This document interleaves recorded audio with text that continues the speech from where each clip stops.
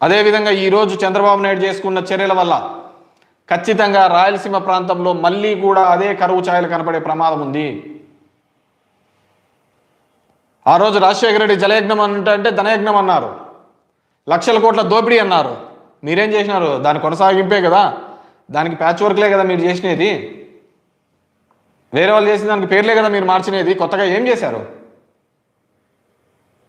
మీరు పేరు మార్పే కదా చేసినది, వేరేదేం చేయలేదు. ఈరోజు కూడా రాయలసీమలో ఉన్న జనము, ప్రజలు, విద్యార్థులు, అదేవిధంగా మేధావులు, ఇంటలెక్చువల్ ఫోరమ్స్, మిగతా పార్టీలు, కమ్యూనిస్టులు మీరందరూ మాట్లాడాల్సిన అవసరం ఉంది. లేదు మన అంత అవసరం లేదు, ఎందుకంటే మనం చూసినాం, మన ఎలక్షన్లో చూసినాం. స్కూల్ విద్యా వైద్యం బాగుండాలని జగన్మోహన్ రెడ్డి చేస్తా అంటే లేదు మనకు మంచి మందుగాలం కొట్లాడిన వాళ్ళం.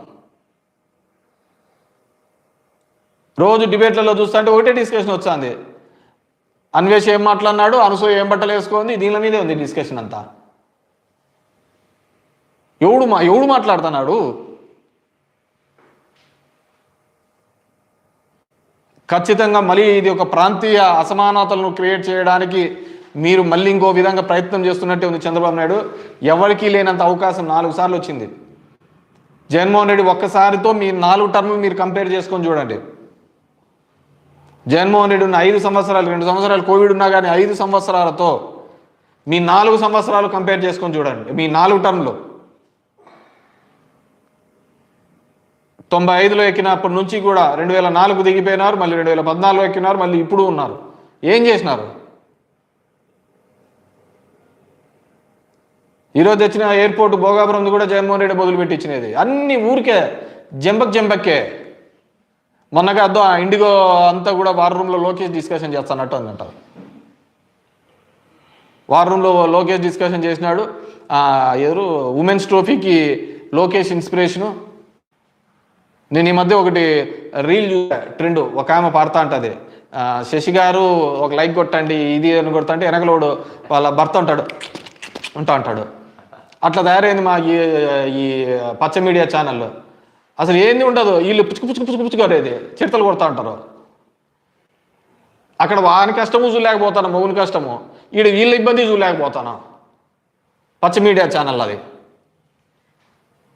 ఆమె వాడుతా అంటే ఒకటి చూడండి అంటే అంటుంది ఆమె. మీరు చూసింటారు. అట్లా తయారైంది వీళ్ళది.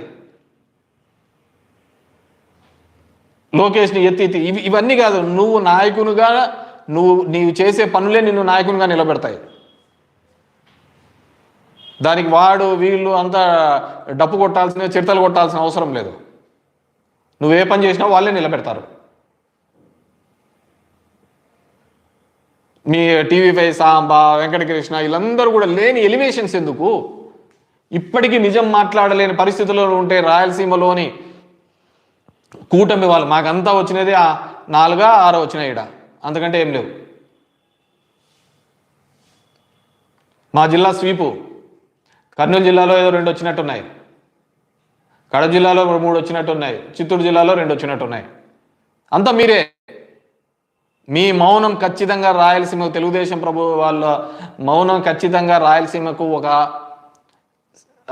శాపంలా మారబోతుంది. నేను చెప్పలే, రేవంత్ చెప్పినాడు. ఈరోజు మీ సీఎం ఆఫీస్లో ఇచ్చినాడు ఒక ప్రెస్ నోటు, అలాంటివి ఏం జరగలేదు అన్నాం, నిలబడలేదు అన్నావు. మరి పని జరిగే చోటికి పోండి, పని జరుగుతుంది ఆయన అంటున్నాడు కదా. హరీష్ రావుని రమ్మని, సిపిఐ నుంచి సాంబశివరావు రమ్మని, అదేవిధంగా బీజేపీ నుంచి మహేష్ రెడ్డిని రమ్మని, మా పార్టీ నుంచి వస్తారు. ఒక అఖిలపక్షం వెళ్ళి చూపిస్తాం, నేను ఆడ పనులు నిలబెట్టామని.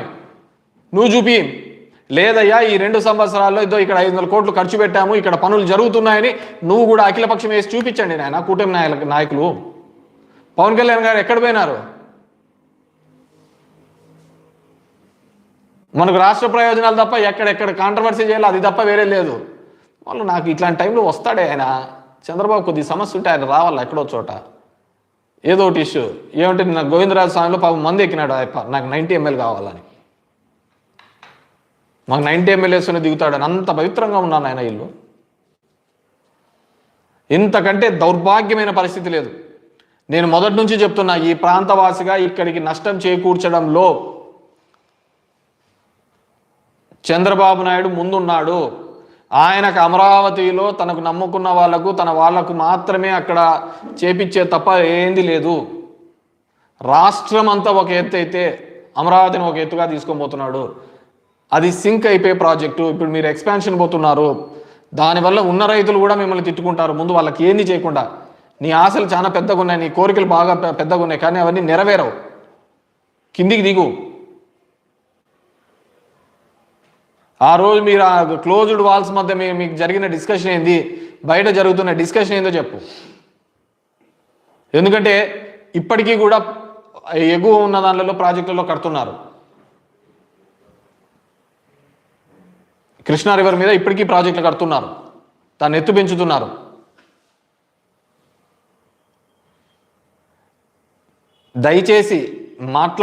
దయచేసి మీరు ఒకవేళ మాట్లాడలేని పరిస్థితి ఉంటే కూటమి వాళ్ళు మీకు సంబంధించిన పార్టీ వాళ్ళకు పోయి చెప్పండి, ఈ విధంగా చేస్తే ఈ ప్రాంతం అంతా సర్వనాశనం అయిపోతుంది అని. షార్ట్ టర్మ్ గోల్స్ కాదు ఇది, ఎంత ఏదో రీల్స్ చూస్తున్నట్టు కాదు లైఫ్. ప్రభుత్వం తీసుకునే ప్రతి నిర్ణయానికి వెనకాల కూడా భవిష్యత్తులో చరిత్రలో అది మిగిలిపోయే విధంగా ఉండాలి. కానీ చరిత్ర అంతా కూడా ఏది చూసినా కానీ ఈ ప్రాంతానికి మోసం చేసిన వానిలాగా చంద్రబాబు నాయుడు మిగిలిపోయే విధంగా ఉండకూడదు. సరే అది జనాల యొక్క తప్పులేనా అట్లా చూస్తే కదా. ఆయన ఏ రోజైతే చెప్పిన మాట మీద ఉన్నాడు, ఏ రోజైతే చేసినాడు చెప్పు. ఆయన ఎచ్చన్నారు కదా, ఏదో అప్పటికప్పుడు చెప్తా అంటాడు. మన ఆలోచన ఏంటంటే ఎవడు మంచి చేసినాడని కాదు, నెక్స్ట్ ఎవడు ఎక్కువ చేస్తాడని ఆశ పెడతాడో అందుకే పోతాను. రేపొద్దున ఇంకోటి వచ్చాడు, ఇంకా నేను ఒక 10,000 ఇచ్చానంటాడు. సరే వాళ్ళెంబడే మనకుండాలి కదా. ఇంకా పార్టీలని ఇంకోటని చెప్పేసి పోతా అలాగే వచ్చింటాము, అలాగే దరిద్రంగా ఉంటాము. దయచేసి ఇప్పటికైనా సీఎంఓ ఇచ్చిన పత్రికా ప్రకటన సరిపోదు, అఖిలపక్షాన్ని పిలుచుకొని పోండి అక్కడికి. లేదు రాయలసీమలో ఇక్కడ ప్రాజెక్టు జరుగుతోంది, ఈ లిఫ్ట్ ఇరిగేషన్ ప్రాజెక్టు జరుగుతోంది, దానికి సంబంధించిన ఎన్విరాన్మెంటల్ క్లియరెన్స్లు అలాంటివి ఏవైనా ఉంటే ఇబ్బందులు పోయి తెచ్చుకునే ప్రయత్నం చేయండి. ఉన్నది నడిపేయండి, తర్వాత కొత్త బనకచర్ల గినకచర్ల ఇవన్నీ తర్వాత చూద్దాం. మీరు కొత్తగా తెచ్చినది ఏమీ లేదు. రాజశేఖర్ గారు గతంలో చేసిన దానిలోకే ప్యాచ్ వర్క్లే చేశారు. మీరు చెప్పుకునేదంతా మీ లైఫ్ అంతా కూడా ఎవరో చెప్పిన దానిలోకి మీరు రంగులు వేసుకోవడం తప్ప వేరేది ఏంది లేదు. బంగారం లాంటి మెడికల్ కాలేజీలు పోగొడతాడయ్యా.